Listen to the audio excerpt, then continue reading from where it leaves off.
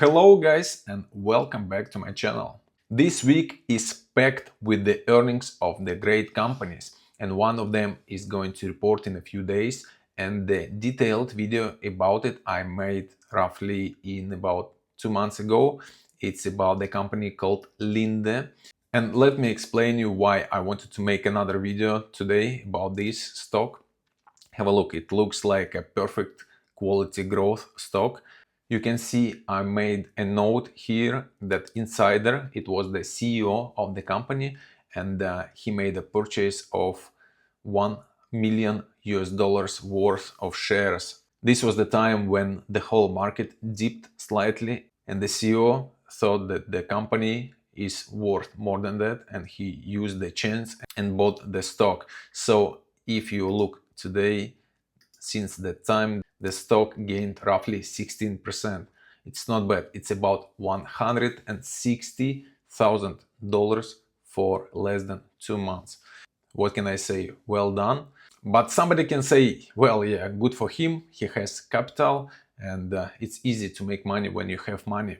But I'd like to say that this information is public and everyone can benefit from that.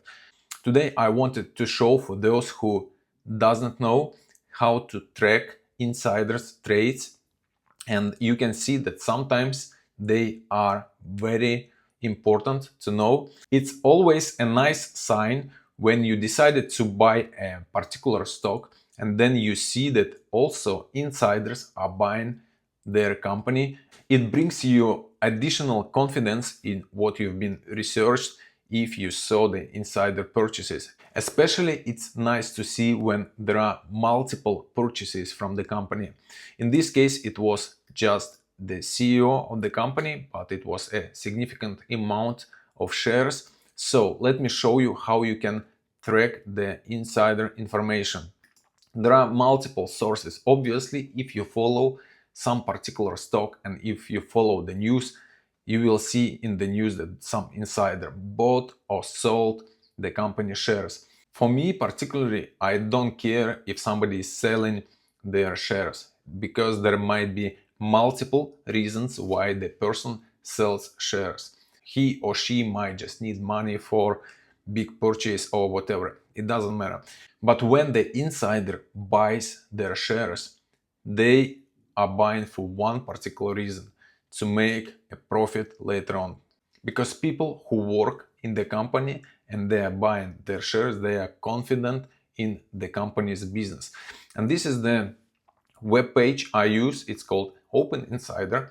I'm sure you can find other sources, but it's just one of the examples. Here we select purchase, I deselect sale, and also to remove additional noise, I just put minimum amount I would be interested in, let's say 75,000 worth of shares, and then I filter it through search, and here it would show whole the list of the insider purchases. So you can see the company ticker, the company name, the name of the insider, his or her title, and what was the price of purchase, what was the quantity, and the whole value.